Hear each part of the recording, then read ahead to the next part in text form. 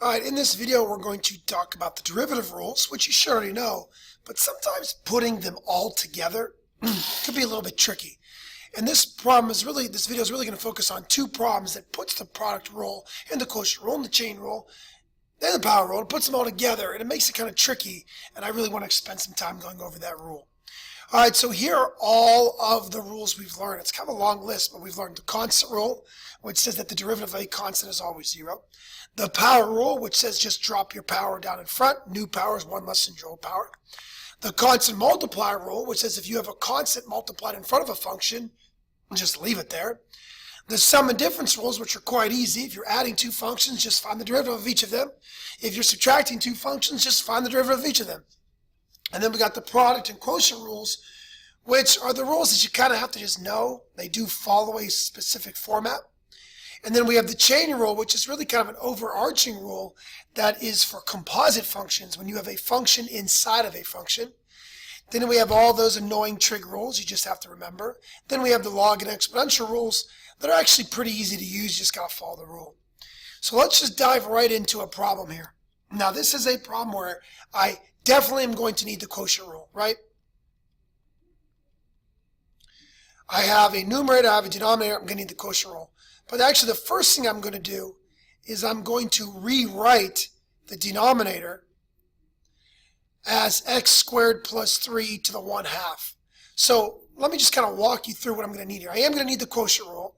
I'm also going to need the power rule, because at some point to find the derivative of the top or the bottom, I'm going to need the power rule.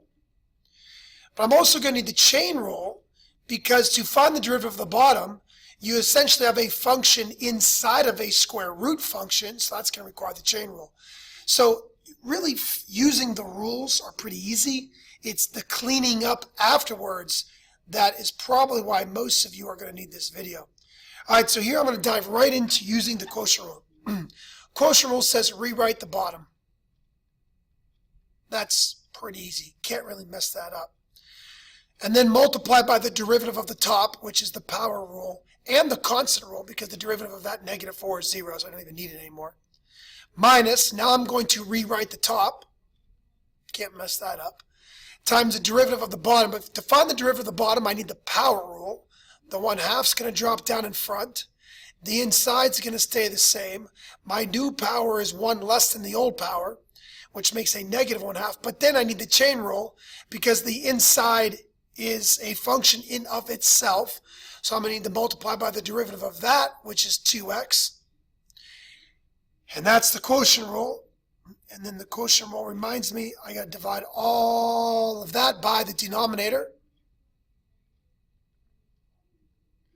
all squared. Alright, so the first thing I like to do is just kind of clean this up, right? I mean, this is just that cleanup work, right? So let's see here. This first part right here, I'm going to grab a different color. This first part right here is all multiplication. So essentially I'm just going to switch up the order. I'm just going to change the 2x to the front, and I'm going to put the x squared plus 3 to the 1/2 in the back. Minus, now back here, let's see here, I got a lot going on here. I have a 1/2 times a 2. So again, this is all multiplication, so I can do it in any order I want. So 1/2 times 2 is 1. Then I have an x times an x squared minus 4. That's going to be x cubed minus 4x. Again, I just distributed, right? The 2 and the 1/2 cancel out essentially. They make a 1. X times x squared is x cubed. X times -4 is -4x. And then it's all multiplied by, I'm going to move over a little bit here. It's all multiplied by the x squared plus 3 to the -1/2. And then again, something really nice happens on the bottom. When you square a square root, you just get x squared plus 3 to the first. All right, now at this point, the one things a lot of kids do wrong, and I'm going to move over even a little bit more here. This was a -1/2 power. I get a lot of kids that say, oh yeah, I need to move this to the bottom so it can become positive, right? I don't like negative exponents. But the truth is you can't do that, because you can only move factors. With this minus sign right here in the middle, I don't have factors. So if I want to move the negative 1/2 down, I got to factor it out first. And now I'm going to use one of my factor rules, right? So if I look at both terms, I notice both terms have an x squared plus 3. This guy has a half. This guy has a negative half. And the rule says you can only take out the smaller of the two. Well, clearly the smaller of the two is negative 1/2. And that's the same x squared minus 3 to the negative 1/2 that I do want to eventually move to the bottom, but not yet. All right, what happens when I factor that out? Well, in this first guy right here, I have a 2x that's left. But how many x squared plus 3's are left? Well, I had a half, but I took away a negative 1/2. So when you take away a negative, you actually get a positive, and 1/2 plus a half adds up to 1. So I have x squared plus 3 to the first left behind. That's really nice. Very nice. Minus, back here I still have my x cubed minus 4x. But then again, I had a negative 1/2 x squared plus 3, but I took away a negative 1/2. That's going to add up to 0, and anything raised to 0 is just 1, so that's all gone. So literally I took out the x squared plus 3 to the 1/2, but sometimes doing that is a little bit hard for kids to see, so hopefully I went nice and slow there. Now on the bottom I still have my x squared plus 3 to the 1. All right, final step here. I'm almost done, guys. This negative 1/2, now that it's a factor, involves strictly multiplication. Now I can move it to the bottom. So I have x squared plus 3 to the positive 1/2 times x squared plus 3 to the positive 1. On top, let me see here, I can distribute, and I have 2x cubed plus 6x. And then I can also distribute my negative sign, so I negative x cubed plus 4x. And now I could do two more things to make this nice and pretty. On top, I can combine like terms to get 1x cubed plus 10x. And on the bottom, again, these are the same base. So when you have the same base, you can add the exponents. So I end up with x squared plus 3 to the 1/2 plus 1, which is 3/2. So there's a nice final answer there. Now that is a really good problem that the derivative wasn't too bad, but it was cleaning it all up that's a little bit tricky. So hopefully you paid close attention to that. All right, what I now want to do is actually the exact same problem, but this time I want to approach it a different way because I do want you to understand there are multiple different ways you could solve these problems. Some kids actually dislike the quotient rule for whatever reason, but you actually technically don't ever need the quotient rule because on a problem like this, I could take the denominator and move it to the numerator as long as I make its exponent negative. So now I have changed how the function looks, but I haven't really changed the function. And now I could actually go ahead and use the product rule. And some kids do think this is easy, which is why I'm going to show it. All right, product rule says leave the first guy alone. That's easy.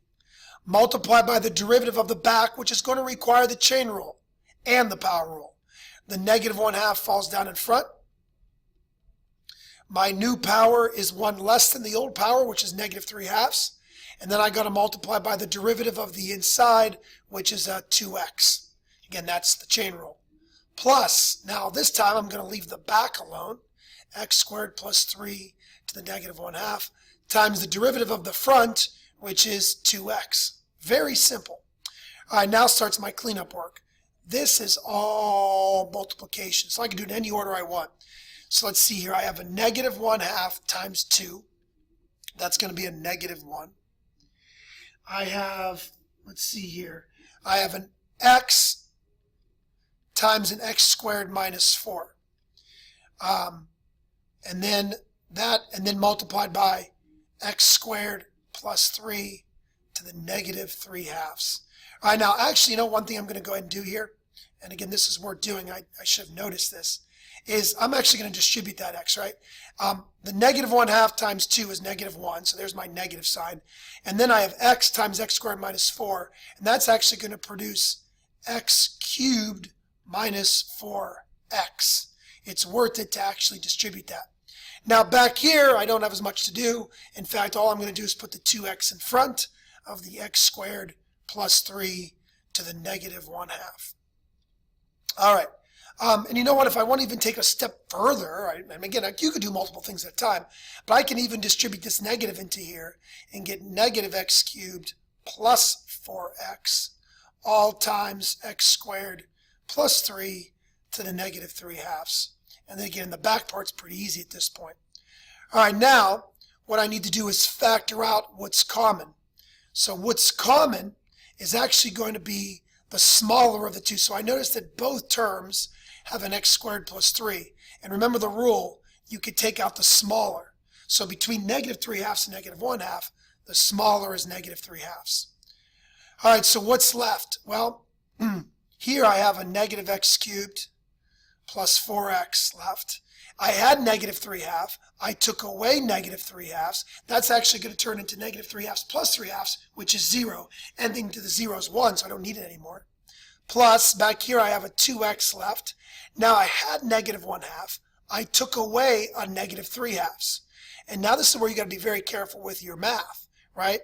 Now I had a negative 1/2, but now I'm going to actually add 3/2. That leaves me with just 1. Just 1. No more fraction. That's really nice. So now my final step is actually coming up. First, now that this right here is a factor, I can move it to the bottom because I do not like negative exponents. Now on top, I got a bunch of cleaning up to do. I got a negative x cubed plus 4x. Then I'm going to do a little bit of distribution here. I got a 2x cubed plus 6x. Combining those like terms, I have a 1x cubed plus a 10x, all divided by x squared plus 3 to the 3/2. Now, if you notice, that is the same answer I got when I used the quotient rule, but it's really up to you. Some kids prefer to use the quotient rule. They like that. Some kids prefer the product rule. They like that. But you will notice that both of them result in the same answer. The issue becomes, what do you like best? And that is completely up to you. But they do involve a lot of good algebra with calculus. All right, let's do one more problem here that is going to require the chain rule with the product rule. So I have 2x cubed times x plus 5 to the 1/2. I have to use the product rule. So here I go. I'm going to rewrite the first guy, leave him alone. The derivative of the back, the 1/2 falls down in front, leave the inside alone. New power is negative 1/2, and I'm going to multiply by the derivative of the inside, which is a nice 1. Plus, now I'm going to leave the back guy alone. I'm going to multiply by the derivative of the front, which is 6x squared. How easy was that? Now starts the cleanup work. First thing I like to do is kind of clean each part up. 2 times 1/2 is 1, so I have x cubed. X cubed times 1 is x cubed, so again I did all my multiplication there. And then I have x plus 5 to the negative 1/2. Plus, back here, I really don't have a whole lot. I have an 6x squared, and then I have a x plus 5 to the 1/2. Now, what could I factor out? Well, I noticed that both terms have an x plus 5, but I can only take out the smaller amount. Well, between a negative 1/2 and a positive 1/2, the smaller amount is a clear-cut negative 1/2. So what's left? Well, I have an x cubed. I had a negative 1/2, but I took away a negative 1/2. That's actually going to turn into negative 1/2 plus 1/2, which is 1. Or I'm sorry, negative 1/2 plus 1/2 is 0, so that's gone. So anything to the 0 is 1. Plus, then I have a 6x squared. Now I had a 1/2. I took away a negative 1/2. That is actually going to turn into 1/2 plus 1/2, which is 1. So I have x plus 5 to the first. And now all that's left to do is just a little bit of cleanup work. The x plus 5 to the negative 1/2 can now move to the bottom because it's a factor involved in multiplication, and it's going to move to the bottom where it's a positive. On top, I'm going to do a little bit of cleanup work here. I have an x cubed, I have a 6x cubed, and I have a 30x squared. All right, and all that's left now is the combined like terms. I have 7x cubed plus 30x squared, all divided by, and I'm just going to write that as a square root because the 1/2 is a square root, x plus 5, and there's my derivative. So these are some problems that I've experienced that a lot of kids struggle with. So hopefully I took the time to explain it all to you. You just have to take the time to understand it. All right, guys, hopefully these kind of tricky derivative problems that use multiple rules will help you in the future.